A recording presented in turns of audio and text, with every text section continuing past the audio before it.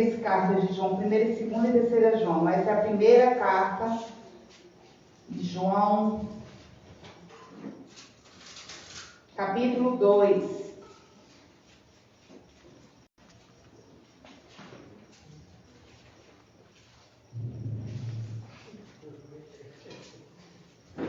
Amém, meus amados? Amém? Amém? 1 João, capítulo 2, nós vamos ler a partir do versículo 1. E diz assim: caros filhinhos, essas palavras eu vos escrevo para que não pequeis. Se entretanto alguém pecar, temos advogado junto ao Pai, Jesus Cristo, o justo. E Ele é a propiciação pelos nossos pecados. E não somente pelas nossas ofensas pessoais, mas pelos pecados de todo o mundo. E temos certeza de que o conhecemos, se guardamos seus mandamentos.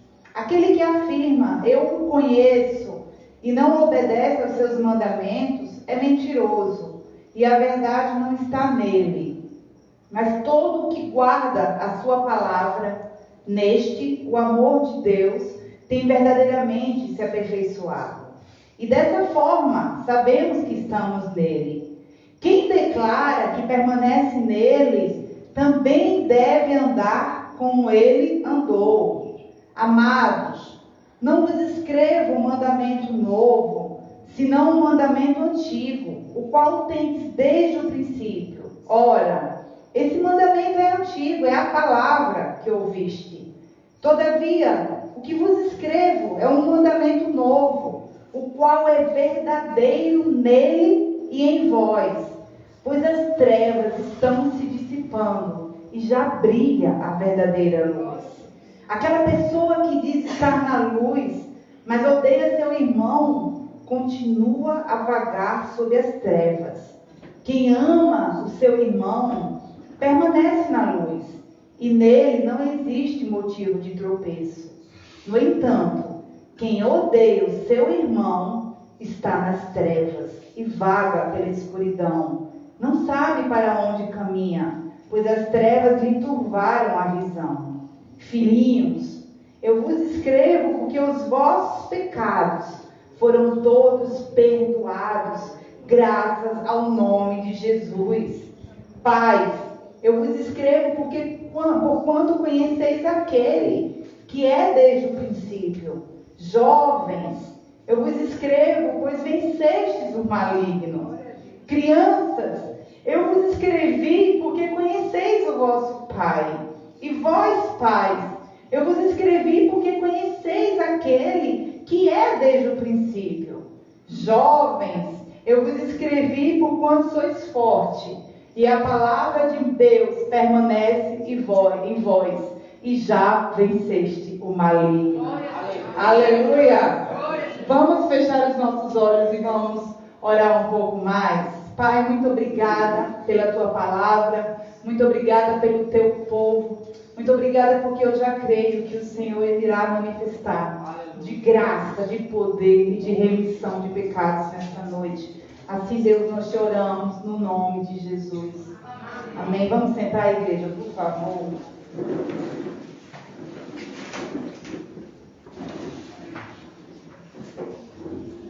Eu primeiro quero dizer que essa mensagem, ela é uma mensagem que foi uma revelação de Deus. Aconteceu uns 15 dias atrás. Qual foi o dia do teu aniversário, Larissa? Uns 3 anos. 29 de julho. Larissa tinha me pedido umas semanas antes para que eu pudesse levar uma palavra no aniversário dela, de 18 anos. E foi bem interessante porque eu tive um sonho, uns 2 ou 3 dias antes do aniversário dela, que eu estava lá no aniversário dela e eu falava a respeito de Maria, né? Da disponibilidade de Maria, mãe de Jesus, em ter dito sim. E foi bem interessante porque eu me vi no aniversário, eu sonhei de fato, estava no aniversário dela e Deus havia me dado essa palavra. Eu até comentei, eu disse, que coisa interessante. isso, de eu sonhar aquilo que eu vou falar, mas foi uma experiência. E há 3 dias atrás, eu acordei e tinha acabado de ter um sonho que eu estava aqui na igreja. E quando eu pregava, na verdade, quando eu começava a ler a Bíblia, era esse texto de 1 João capítulo 2. E eu confesso que não é um texto, não é um livro que eu já li, não é algo que eu havia já pregado, não, nem escutado ninguém pregar. Mas eu lembro nitidamente que eu começava a ler, e eu não consigo, logicamente, de lembrar tudo o que eu lia, mas um versículo havia ficado, e eu fui procurar na Bíblia, porque a referência era 1 João capítulo 2, mas aí havia um versículo que eu tinha lembrado quando eu acordei, que está no versículo 12, que diz assim: filhinhos, eu vos escrevo, porque os vossos pecados foram todos perdoados, graças ao nome de Jesus. E foi algo tão interessante, tão novo para mim, porque eu sonhava com a referência, na qual eu nunca havia pregado, não tinha estudado ela. E eu lembrar da referência, quando eu abri a Bíblia, a referência estava lá. Eu digo, Deus deve ter algo muito especial para essa noite, para essa igreja. Porque Deus não ia trazer uma revelação de uma palavra tão eficiente, tão certa, tão determinada para a sua igreja. Então, eu já quero que vocês se sintam prestigiados, porque o Senhor já falou a palavra que Ele quer para hoje, de uma forma muito inusitada. Então, existe algo muito maior que nós podemos esperar dessa palavra. Amém? Bem, essa carta, ela é uma carta que é endereçada aos cristãos, aos crentes. João é o discípulo amado de Jesus. Eu acho assim, se eu tivesse que escolher se eu vivesse na época de Jesus, eu queria ser o João. Porque João era aquele que sempre escolhia estar grudado com Jesus. João, a gente vai lembrar, por exemplo, daquele quadro da última ceia, que algumas casas têm. Não sei se vocês já perceberam, mas quando mostra ali, né, a imagem que mostra de Jesus junto com os seus 12, não sei se vocês já perceberam que na imagem tem um discípulo deitado aqui, no peito de Jesus. Aquele é o João, porque o João, de fato, ele inclinava a cabeça no peito de Jesus. Imagina você ter a possibilidade de respirar o mesmo ar que Jesus e ainda sentir o fôlego de Jesus. E João, então, ele é o responsável por escrever tanto o Evangelho de João, que a gente já conhece, já está um pouco mais familiarizado, como ele escreveu também as cartas, a 1 João, 2 João e 3 João, que é uma coladinha com a outra, e também foi o responsável por escrever o livro de Apocalipse. Então, João, ele tem uma grande participação. E o interessante é que João, ele vai falar a respeito de Jesus num nível de intimidade, de aproximação tão grande que só amigo faz isso. Porque João vai falar no capítulo 1, inclusive, que ele diz assim: o que era desde o princípio, quem era desde o princípio? O próprio Jesus. O que ouvimos, vimos com os nossos olhos e contemplamos. E ele vai dizer: e as nossas mãos apalparam a respeito da palavra da vida.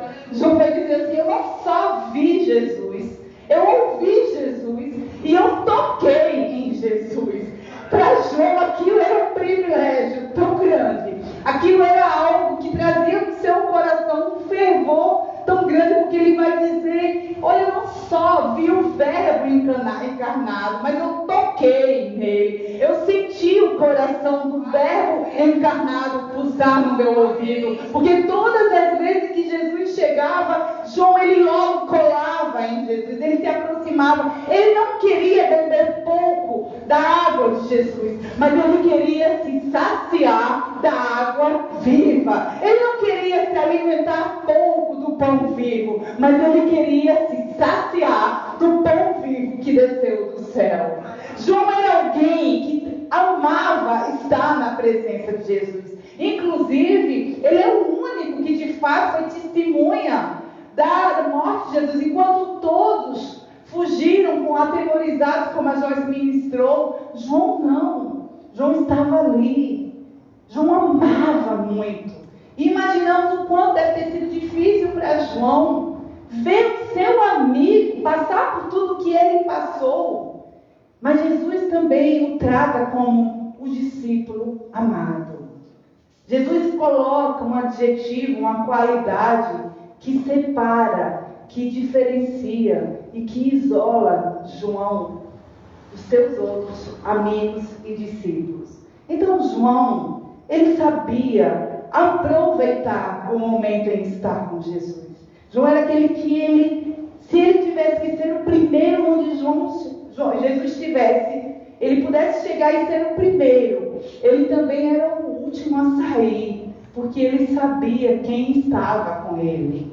Então João, ele vai escrever esta carta com várias, na verdade, instruções, para que eu e você, agora os cristãos dessa época, agora os cristãos dessa geração, possamos ter uma compreensão de quais são as estratégias e quais são as armas que nós dispomos, que são totalmente disponíveis para nós, para vencermos o maligno.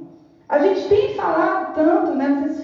Alguns de vocês fizeram nessa época o seminário de batalha espiritual, e quantas cortinas foram de fato abertas, quantas informações foram de fato descortinadas para que nós pudéssemos compreender, quantas portas a gente abre, a gente não compreende que abriu, até o tempo mesmo da ignorância. Mas João vai falar agora que há algumas situações para nós que somos crentes, que já atingimos um nível de conhecer o senhorio de Jesus, de reconhecer Jesus como o único e suficiente Salvador, de já estarmos também na condição de salvos. Mas ele vai dizer, existe ainda uma luta para vocês travarem. Mas essa luta para vocês travarem, estão disponíveis as armas para vocês utilizarem. Então, o primeiro entendimento que nós precisamos ter é que nós não podemos apenas nos conformar em sermos salvos. É maravilhoso, nós já fomos alcançados pela graça, até porque a salvação não foi nada que foi fruto de um esforço nosso. Foi a graça que de fato nos alcançou. Foi exatamente o amor manifestado em Jesus, porque Deus nos amou de uma forma tão extraordinária, que deu o seu único filho para quê? Para que eu e você não viéssemos a perecer com a morte eterna. Porque eu e você, todos nós, estávamos destituídos da glória de Deus. A nossa condição era a morte eterna. Mas Jesus vem para mudar o meu curso e o curso da sua história, para não mais sermos herdeiros da morte eterna, mas para agora sermos herdeiros da vida eterna ao seu lado. O sacrifício de Jesus, na verdade, foi para que eu e você pudéssemos viver junto com Ele, ao lado do seu Pai. Ele vai dizer, olha, eu estou preparando um caminho. E aqueles discípulos, João vai falar, na verdade, no Evangelho de João, no capítulo 14, quando Jesus vai preparar o coração daqueles homens, vai dizer, olha, é necessário que eu vá, eu não vou deixar vocês órfãos, mas existe um caminho já pavimentado para vocês irem, porque na casa do meu Pai há muitas moradas. E os discípulos, olhando ainda para uma condição muito limitada, geográfica, eles falavam, mas qual é o caminho? Nos ensina então o caminho. Qual é o lugar que nós precisamos trilhar para chegar nessas moradas que você está dizendo que o seu Pai já preparou? E Jesus vai dizer, eu sou esse caminho, eu sou a verdade, e eu sou a vida, e ninguém consegue vir até o Pai, senão por mim. E Filipe vai dizer, então, Senhor, mostra-nos então o Pai, porque isso vai ser suficiente para nós. Então, o próprio Jesus já tinha preparado tudo para que eu e você pudéssemos agora, 2021 anos depois, estarmos aqui para ouvirmos a respeito dele e para alimentarmos a nossa esperança que está centrada nele. Mas existem situações que nós precisamos batalhar, e existem situações que estão tentando muitas vezes nos roubar das benevolências que existem a respeito dos crentes. Para nós, existe uma vida para você. Existem lugares que Deus já preparou para nós e que, quem sabe, eu e você ainda não estamos desfrutando desses lugares, porque ainda estamos presos a coisas que ainda não quisemos ainda deixar. E aí a primeira grande estratégia que João vai dar para nós, para que nós possamos, eu e você, vencermos o maligno, é conhecermos quem é Jesus. É conhecermos de fato a natureza de Jesus. Porque talvez para nós é algo muito, até quem sabe, repetitivo, e até quem sabe, muito lógico a gente falar, mas eu já conheço a Jesus. Jesus é quem a gente escuta todo domingo. A minha igreja é uma igreja que fala de Jesus.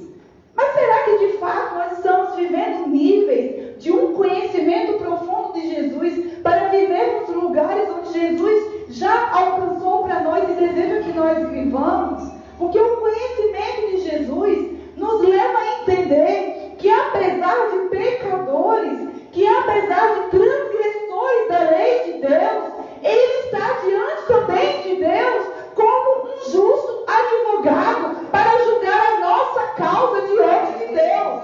Eu e você não teríamos capacidade alguma de chegar diante de Deus, porque vai ter o dia do julgamento e o Senhor vai perguntar para nós tudo que nós falamos, tudo que nós fizemos, nós vamos ter que apresentar, porque o livro da vida vai ser aberto para o grande dia.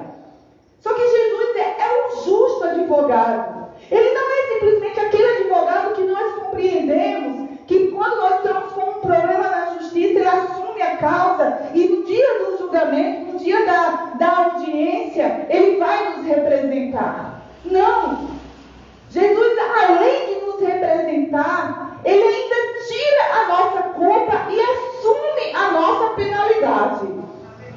Está entendendo? Ele não é aquele advogado que vai encontrar uma brecha na lei para te defender. Ele, além de te defender, ele agora assume para ele a culpa que era nossa. E diz diante do bom juiz que é Deus: ele não é mais culpado, Pai, porque eu já paguei a penalidade que ele teria direito. Eu já fiz tudo que precisava ser feito.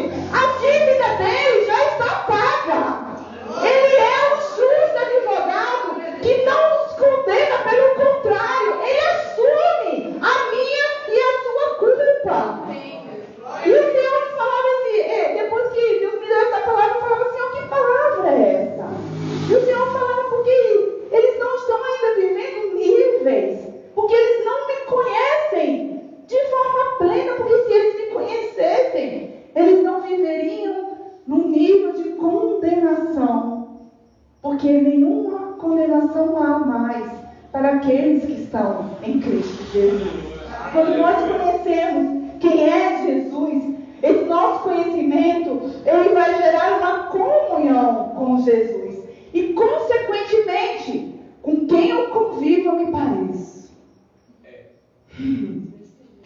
Com quem eu lido, eu vou. Daqui a pouco a gente está falando igual quem a gente convive. Já ouviram falar de crianças que são adotadas e quando crescem dizem assim: parece com o pai e a mãe adotivo, e ninguém sabe que aquela criança não é filha biológica, porque ela se parece com o seu meio. Então o conhecimento de Jesus nos gera comunhão. E essa comunhão nos faz enxergar quem nós somos e quem Ele é. E quanto mais próximo da luz nós chegarmos, mais os nossos pecados vão ser revelados e menos nós vamos querer vivê-los. Vocês estão entendendo o que é isso? Amém? É o seguinte: quando você conhece a Jesus, você vê a pureza de Jesus, você vê o que Jesus já fez, você vê a santidade de Jesus, e você convivendo com Ele, você quer ser igual a Ele, e você não deseja mais ser alguém que não reflete a boa imagem dEle, porque o conhecimento de quem Ele é vai gerar esse processo de intimidade, e aí vai reconhecer que todos nós necessitamos desse advogado para julgar as nossas causas. Porque Jesus, Ele não está apenas do nosso lado, porque o advogado, essa palavra vem de paráclito. Paráclito é aquele que está ao lado. Mas Jesus não está apenas do nosso lado, Ele está conosco. Ele é o Deus Emanuel, o Deus que habita dentro de mim e dentro de você. Então a marca de alguém que já é justificado não é que ela não vá mais pecar. Alguém justificado, alguém salvo, ele até peca, mas ele sabe que existe um rio onde ele pode se lavar, se purificar e sair mais branco do que a neve. Porque esse rio é Jesus. Porque Jesus vai dizer: eu sou a água viva, e quem de mim beber nunca mais terá sede. E inclusive, quem de mim beber, do seu interior fluirão rios de água viva. Eu falava na célula sexta-feira, eu dizia: o interessante é que quando a gente bebe de Jesus, além de a gente saciar a nossa sede, a gente se torna uma fonte para quem tem sede também. É assim, Jesus faz o seguinte: a gente bebe dele, a gente se sacia de Jesus, e aqueles que estão sedentos de Jesus nos procuram para beber dele através de nós também. Nós nos tornamos essa fonte de Jesus. E aí o conhecimento de quem de fato Jesus é, o conhecimento do que ele fez e da obra salvífica dele na cruz do Calvário, é uma das estratégias que o diabo treme e que vai destruir as obras do diabo. Porque o diabo vai colocar sempre em dúvida quem de fato Jesus é e quem você é nele. Ele não tem problema de colocar dúvidas. O que ele vai fazer com Jesus quando Jesus está no deserto? Colocar dúvidas sobre a identidade de Jesus. Quando nós não conhecemos quem nós somos no Senhor, qualquer palavra contrária nos coloca dúvidas sobre a nossa verdadeira identidade.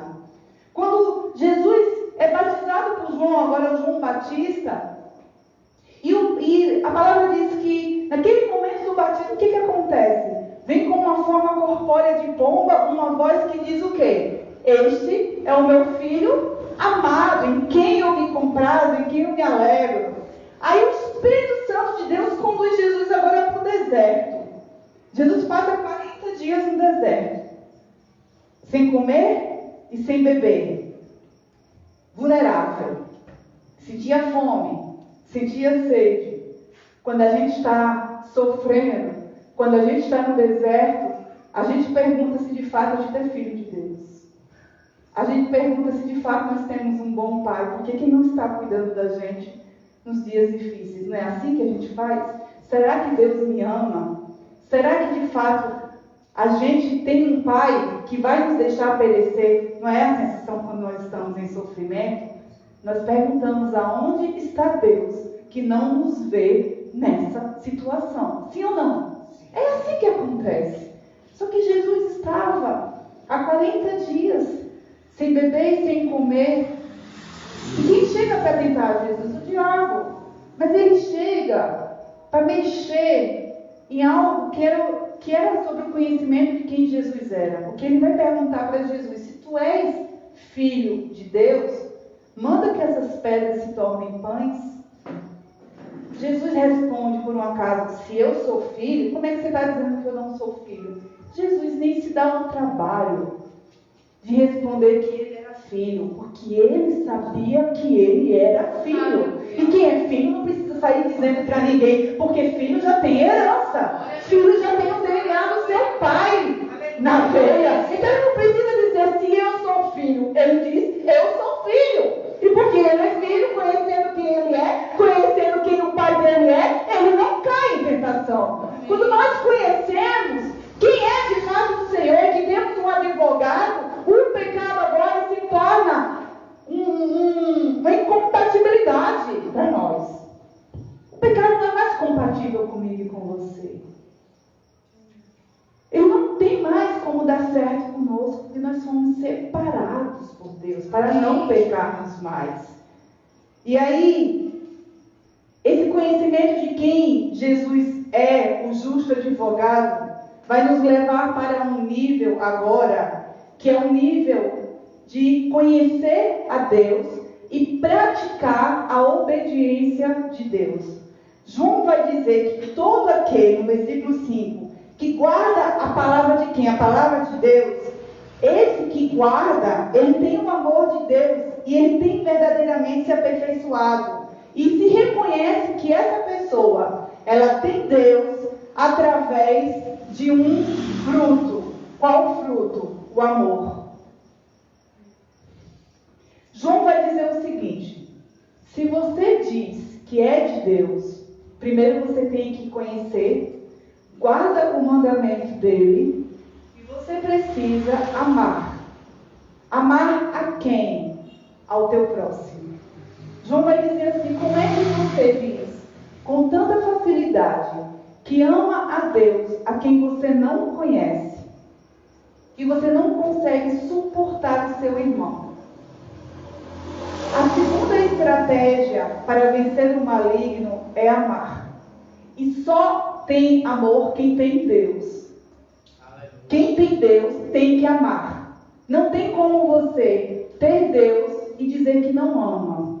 Porque verdade não sou eu que estou dizendo. João vai dizer que se ele guarda a sua palavra, e ele está dizendo que não está trazendo um mandamento novo, e aí se sabe que essa pessoa tem a Deus e que Deus está nele, porque essa pessoa, ela precisa andar na luz. O versículo 9 vai dizer: aquela pessoa que diz estar na luz, mas odeia o seu irmão, continua a vagar sob as trevas. Não é sério isso? Não é uma palavra forte? Ele está dizendo o seguinte: como é que você diz que conheceu a luz, que é Jesus? Como é que você diz que você tem Jesus, que é perfeito amor?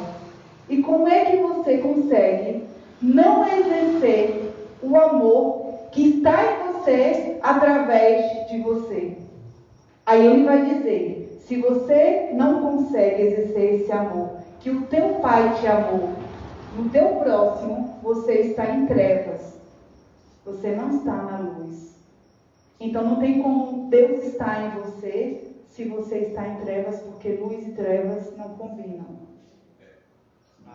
É muito forte, mas é muito verdadeiro.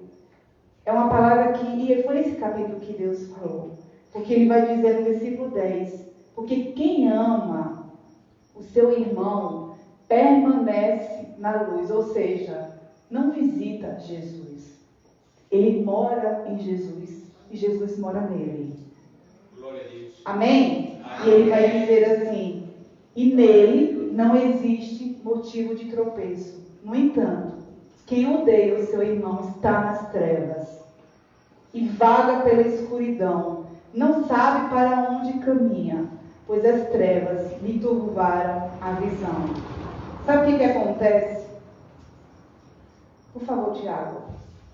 Que além de conhecer a Deus, nós precisamos nos submeter a Deus.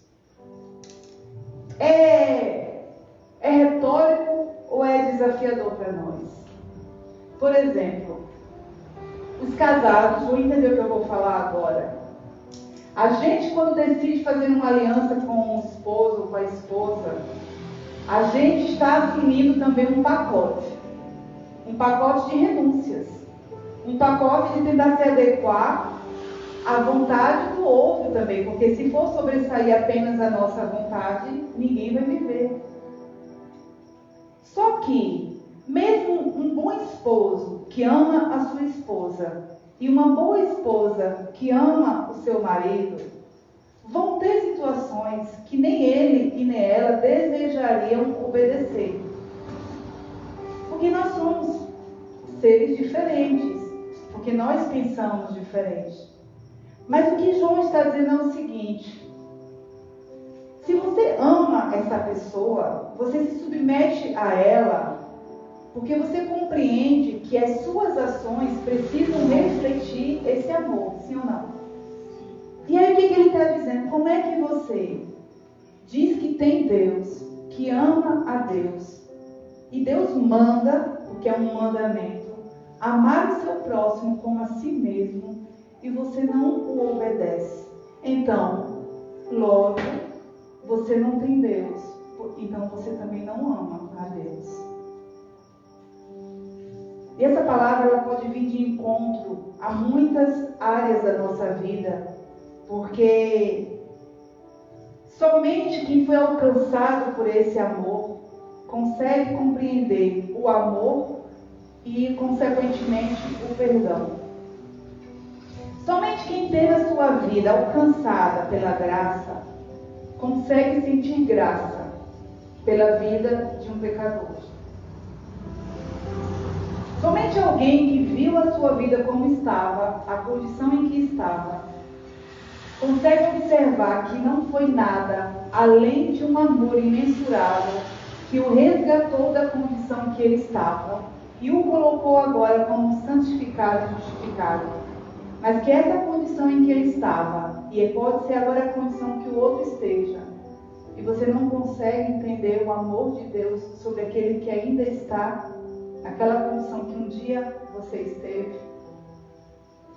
Lá no capítulo 7 do Evangelho de Lucas, vai falar a respeito de um encontro que Jesus tem. Para mim é uma das passagens mais lindas da Bíblia. Porque vai falar a respeito de um momento em que Simão era aquele cara que era bem quisto na cidade. E ele convida Jesus para entrar na sua casa, para ceiar com ele. Mas tudo que Simão não desejava, de fato, era a presença de Jesus. Ele desejava o que Jesus traria com a sua presença. Se fosse para contextualizar hoje, seria o seguinte: Simão gostaria de fazer uma selfie com Jesus, marcar #Jesus o ungido e depois esperar as interações que aquela foto iria gerar para que ele ficasse bem na fita com os seus amigos. Ter Jesus na sua casa representava para Simão ter uma celebridade, porque Jesus finalmente se tornou alguém público, se tornou alguém que todos gostariam de acompanhar. Não é à toa que as multidões agora acompanhavam Jesus. E Simão, com a motivação mais equivocada, faz um convite para Jesus. Convida Jesus para estar na sua casa. Na cultura judaica, estar em casa era uma coisa, mas o sentar à mesa era outra. As mesas, naquela época, elas eram baixas. Elas não eram como nossas mesas. Então as pessoas, para se alimentarem, para fazerem a sua refeição, elas precisavam literalmente ficar inclinadas sobre a mesa, ajoelhadas com os pés para trás, colocavam-se às vezes almofadas. Então, existiam os convidados para a mesa, para participar da ceia, mas existiam os curiosos também.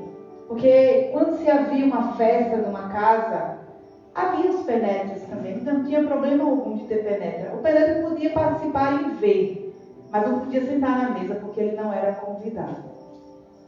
Só que quando um convidado ilustre chegava numa casa, 3 atitudes se fazia com esse convidado. Ritual. O primeiro: se eu recebesse alguém na minha casa, se eu tivesse um empregado, o meu empregado, meu servo, iria lavar os pés de todos os convidados na casa.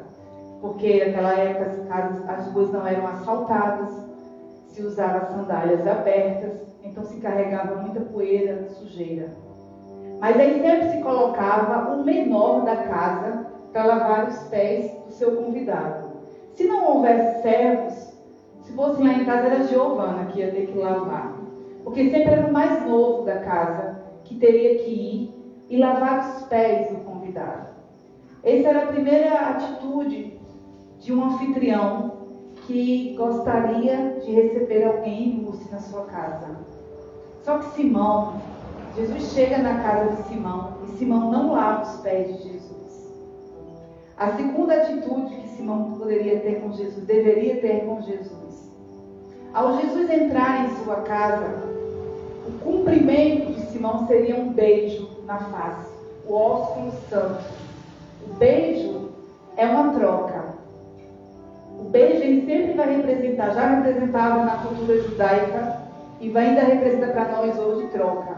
Então o beijo é: eu me relaciono com você, eu desejo ter uma intimidade com você. Então o beijo era: seja muito bem-vindo na minha casa, eu desejo muito ter você aqui e me relacionar com você. E Simão não beija a face de Jesus. E a terceira e última atitude que Simão não realiza quando Jesus entra naquela casa: ele não unge a Jesus. O ungir era o seguinte: digamos que eu fosse receber Larissa na minha casa, eu fosse fazer um banquete para mais de 100 pessoas, mas Larissa fosse a minha convidada de honra, a ilustre. Então, quando ela chegasse, prontamente eu ungia a cabeça dela com um sinal para todos os meus outros convidados, de que ela era minha convidada de honra. Se houvesse alguém no meio dos meus convidados que fosse inimigo dela, em honra a mim, em respeito a mim, não mexia com ela, porque ela estava na minha casa. O salmista vai dizer: prepara uma mesa na presença dos meus inimigos. E o quê? Unges a minha cabeça. Porque diante dos inimigos, o ungido não podia ser tocado por ninguém. Só que Jesus também não foi honrado por Simão, porque Simão também não ungiu. E como eu disse, diante daquela grande celebração, os judeus vinham, homens e mulheres, e ficavam ao redor da mesa, em pé, encostados na parede, vendo a festa acontecer. Não tinha problema algum nisso. As casas ficavam abertas de fato para isso. Gerava interação, gerava curtidas. Estou na casa de Simão, né? E aí o que acontece? Só que uma mulher, ela ouve falar que Jesus ia estar naquela casa. E aquela mulher, então, ela busca na sua casa o que ela tinha de mais precioso. E ela encontra dentro de um vaso de alabastro um nardo puro. Ela coloca aquele vasozinho pendurado no seu pescoço. Aquilo era o que ela tinha de mais caro na sua casa. E para a gente ter um entendimento, o vaso de alabastro não era nem o vaso em si que era caro. O vaso, ele se quebrava. Quando se quebrava o vaso, o nardo, a especiaria que tinha dentro daquele vaso, era o que de fato valia alguma coisa. Nem podia ser reaproveitado. Depois de uma primeira quebra, todo o conteúdo daquele vaso precisava ser desperdiçado para aquela função. Só que aquilo representava aproximadamente um ano de trabalho.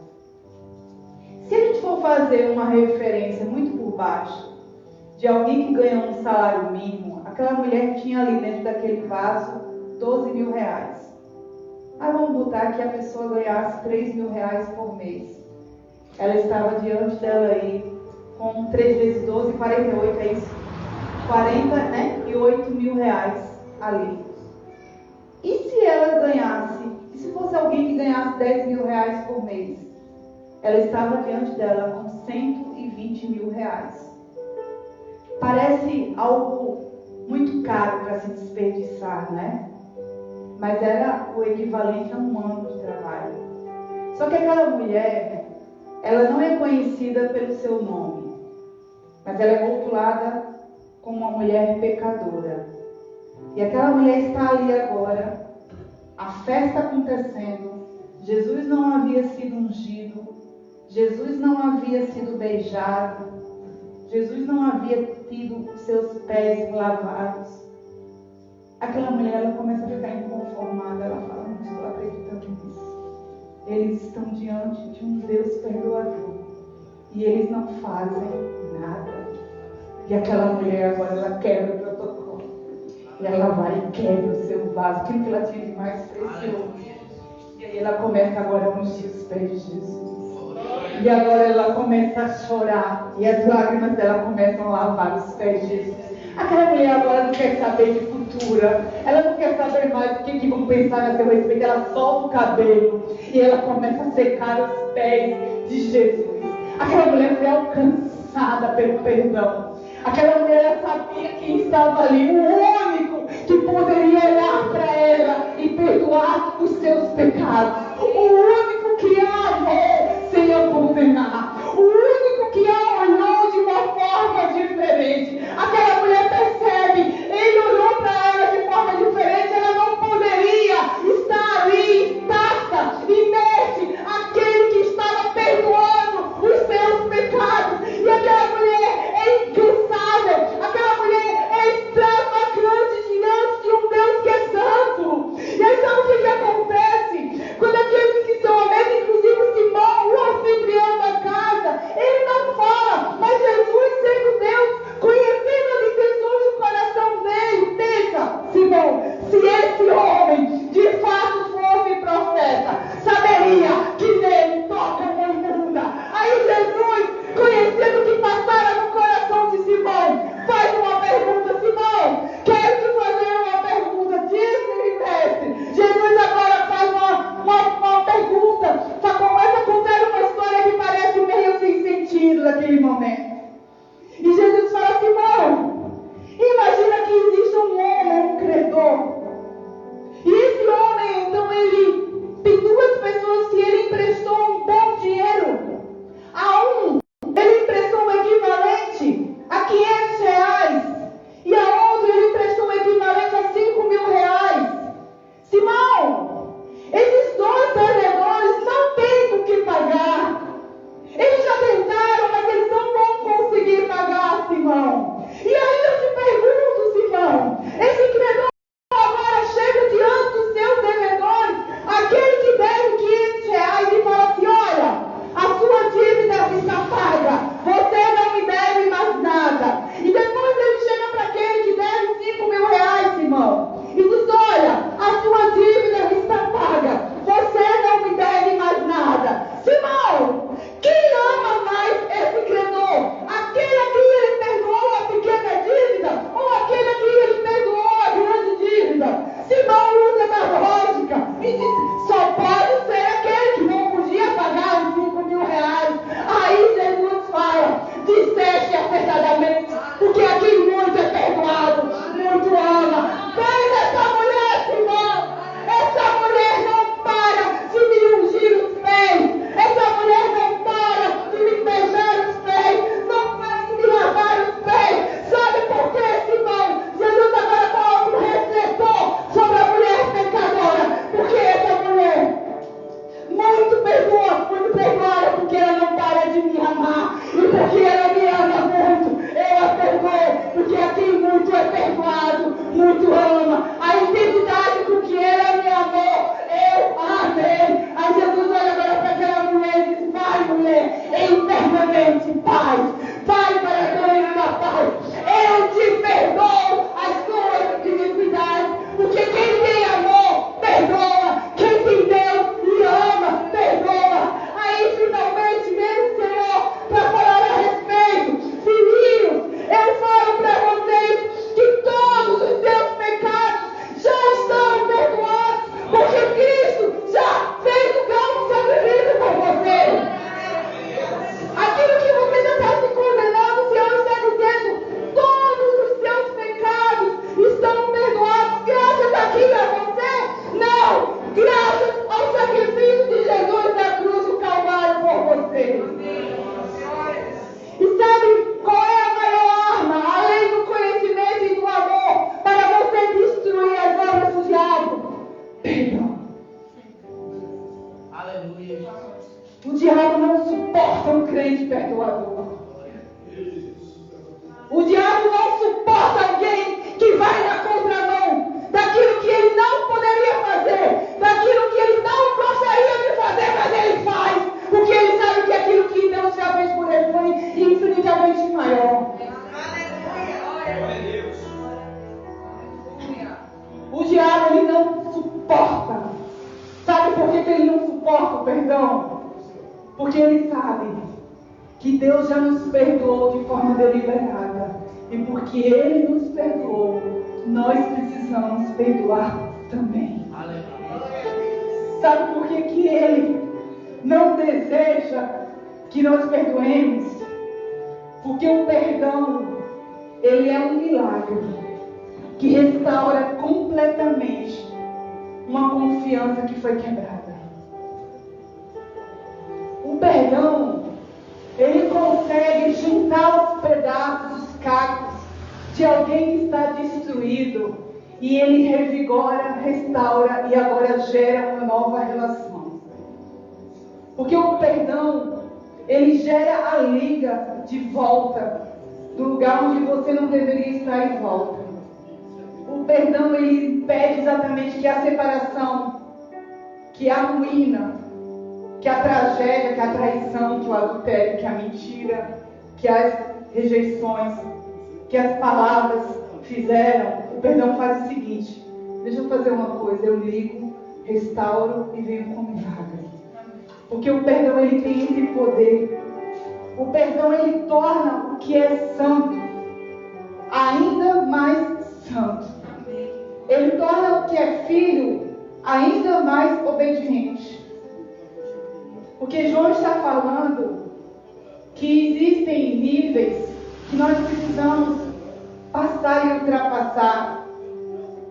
Porque a vitória sobre o maligno não se dá por quem nós somos, nem pelo que nós fizemos ou dissemos, mas ele se dá pelo sacrifício suficiente, completo e pleno de Jesus na cruz do Calvário. E quem tem a Jesus já passou da condição de salvo. Amém. Mas existem pessoas, e o Senhor me trazia isso hoje, que além de não terem conseguido perdoar outras, ainda não se perdoam, o que é pior. Porque Deus já deliberou um perdão sobre você. Aleluia. E você ainda está se culpando e se condenando. Se o bom Pai já deliberou, já amou você, porque se houve necessidade de muito perdão para você, é porque Ele te ama muito. Se você foi aquele que era escória, que estava num lugar onde você não merecia ser resgatado, mas ainda assim a graça te alcançou, é porque o amor dele te alcançou também. Porque juntamente com o amor dele, o perdão, ele te alcançou para te resgatar dessa condição. Só eu queria que apagasse as luzes. Esse mesmo João, o amado discípulo de Jesus, ele vai dizer que, no capítulo 3, versículo 8, que para isto se manifestou o Filho de Deus. Para quê? Para destruir as obras do diabo. E eu não creio, eu não consigo crer que o Senhor não tenha dado essa palavra de uma forma aleatória para essa igreja. Porque eu fui muito sincera com Deus hoje. Na verdade, desde 3 dias atrás. Eu falei, eu não sei falar dessa mensagem. Eu nem sei do que ela de fato se trata. E eu fui lá, fui cá, li, reli, tentei escutar pregações, tentei fazer uma volta. E não conseguia sair de nada. Aí eu falei assim, Deus, se o Senhor deu esse texto, o Senhor vai se responsabilizar por ele. Aleluia. Porque eu não sei como falar. Eu não sei. Eu estou diante da minha igreja aqui, mostrando toda a minha incapacidade, porque foi Deus quem deu esse texto para a sua igreja. E se Ele está dando para a sua igreja, Ele também está se responsabilizando por essa igreja.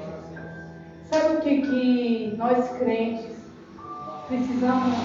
Eu vou fazer depois 2 tipos de oração aqui, mas nós precisamos nos posicionar o seguinte: a gente já sabe que precisamos conhecer mais ainda a Deus, a Jesus, sermos obedientes a Jesus, amarmos, apesar de não gostar daquilo que nós não gostaríamos de fazer, mas fazermos.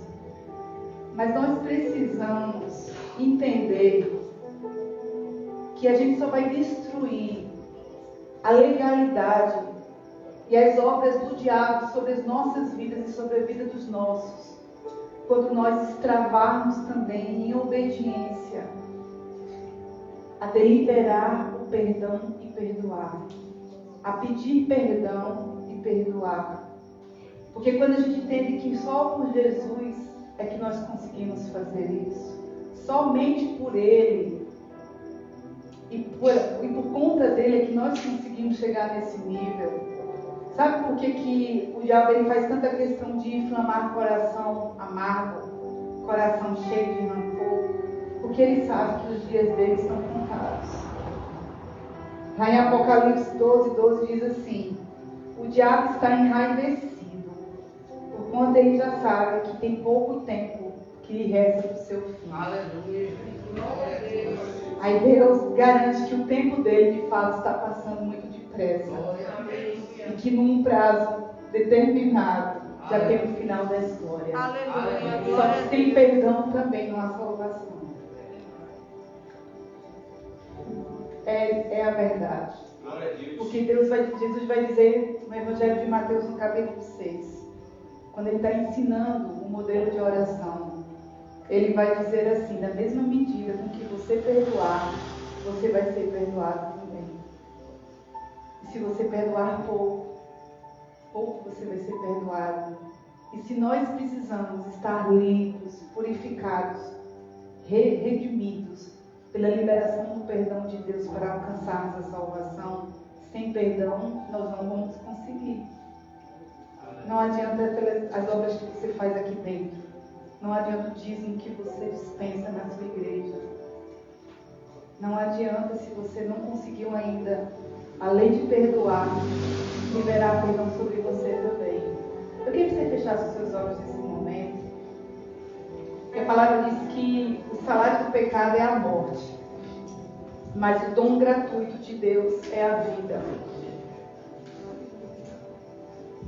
Há pessoas que ainda não estão vivendo a vida abundante de Deus, porque ainda não conseguiram serem livres para viverem a abundância que Jesus tem para nós. E Jesus, ele é o único justo advogado, irrepreensível advogado, capaz e apto para chegar diante de Deus e dizer assim: Pai, eles pecaram, elas pecaram, de fato eles mereciam a condenação, de fato eles mereciam a morte eterna, mas eu já me fiz um deles para que eles pudessem agora estarem junto comigo ao seu lado.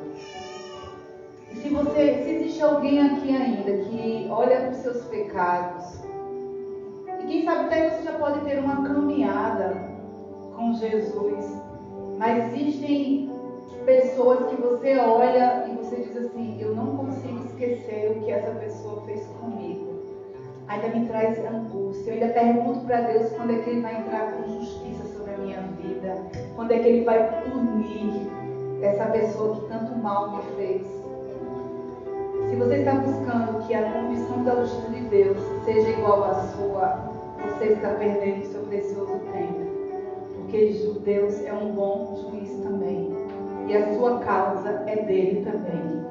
E Ele diz para você nessa noite: se você entregar de fato essa causa para mim, deixe que eu julgo. E eu julgo todas as coisas. Aleluia. Se você ainda não entregou de forma deliberada seu perdão, ou aquela pessoa que você precisa pedir perdão e você está aí ainda segurando, resistindo, deixa eu falar uma coisa: se hoje o Senhor te guardar, você não vai morar com Deus. E isso é muito sério. Isso é algo muito sério. Então, nessa noite, que o Espírito Santo de Deus ele possa trazer esse convencimento do alto.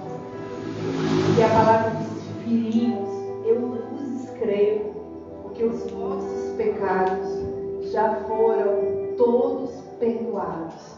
Por que você ainda está querendo segurar o pecado do outro com você? E eu quero fazer um segundo tipo de pergunta, você não precisa responder.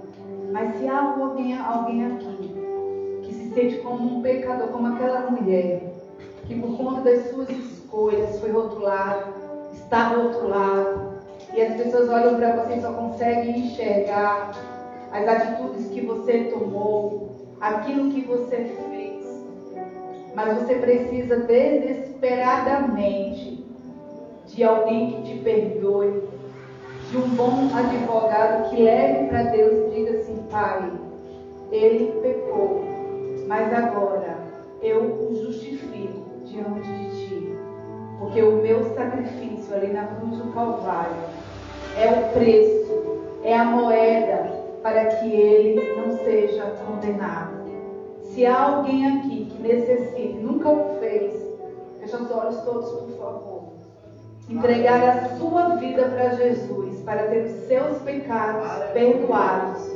E agora Deus lhe dá uma nova direção, não mais de morte eterna, mas de vida eterna, reconhecendo que você necessita do perdão de Deus para viver a plenitude daquilo que Deus tem, entregando a sua vida ao único Senhor e Salvador. A partir de agora, coloca a mão no teu coração, que eu quero também orar por você.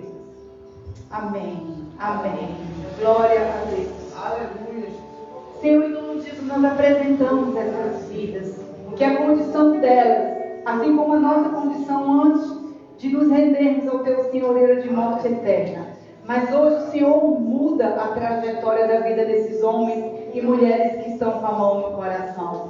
A partir de hoje, o diabo não vence mais essa vida, porque essa vida agora passa a ter um nome, passa a ter um dono, e passa a ter agora uma referência e uma marca, que é o sangue de Jesus sobre ele. Muito obrigada, porque o Senhor perdoa os nossos pecados, não porque nós merecemos, mas porque o Senhor nos olha com graça e favor, porque o Senhor nos alcança com misericórdia, porque o Senhor já pagou um preço alto demais, o qual nós não poderíamos pagar. E assim como o Senhor fez com aquela mulher pecadora, que olhou para aquela mulher e deliberou e disse: os teus pecados estão perdoados. Hoje o Senhor te libera, homem e mulher, da condenação do pecado. E o Senhor fala para você: filho, os seus pecados estão todos perdoados, porque existe um Jesus que te agraciou pelo seu sacrifício. Não mais condenados, mas agora justificados. Não mais separados, mas agora adotados. Não mais criação, mas agora filhos recebidos pela adoção de um bom Deus, de um Deus Pai. Vamos ficar de pé nessa noite. Aleluia. Vamos adorar ao Senhor. Esse louvor fala a respeito de um encontro que gera vida. Talvez você não tenha a dimensão do que no mundo espiritual isso pode ser gerado, mas eu sei. Eu sei que aqueles que se posicionarem a partir de hoje e perdoarem aqueles que lhe ofenderam e pedirem perdão por aqueles a quem vocês ofenderam também, existe um lugar preparado de prosperidade espiritual. Existe uma guerra que já foi vencida contra o maligno, se você se posicionou. Porque para isso se manifestou o Filho de Deus, para destruir as obras do diabo na sua vida. Homem e mulher de Deus, o diabo não pode mais colocar mentiras para você. Você não pode mais viver uma vida medíocre no Senhor. Você tem uma vida abundante no Senhor. E o Senhor te libera nessa noite para você viver a plenitude dele. Porque só esse amor que nos alcançou pode nos trazer a vida. E Jesus veio para que nós tivéssemos vida e vida abundante. Viva a abundância de Jesus aqui na terra ainda. Há lugares que Deus quer que nós vivamos. Há frutos que o Senhor quer que nós colhamos. Mas só vai ser possível se nós obedecermos, se nós fizermos aquilo que o Senhor está nos mandando fazer. E se você fizer isso, o Senhor te garante presença e repouso. O Senhor te garante a galardão para quem lhe obedece, a recompensa para quem é filho obediente. canção é de louvor ao Senhor. Essa canção que fala a respeito de alguém que não apenas salva, mas que gera vida. Faça isso em nome de Jesus.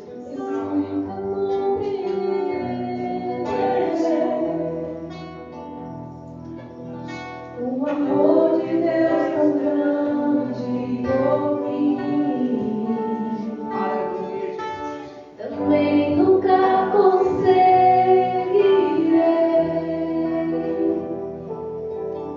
expressar o que só sei sentir. Ele não só me salvou, mas foi além de amor. E ainda me deu o privilégio de ser sua morada. O que fazer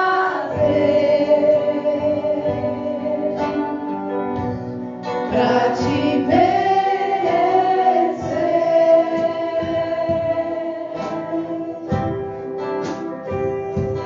Se não sou digno, se não sou nada, se eu nem mesmo existiria, se não fosse a tua mão, o que pagar? Como me expressar?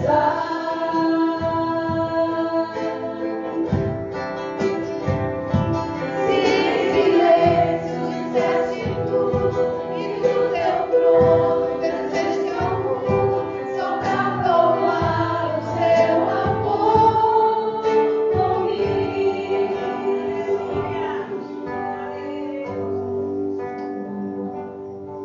Aleluia, Jesus. Vida,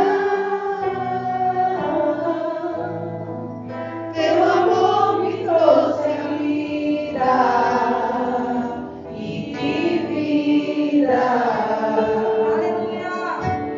vida,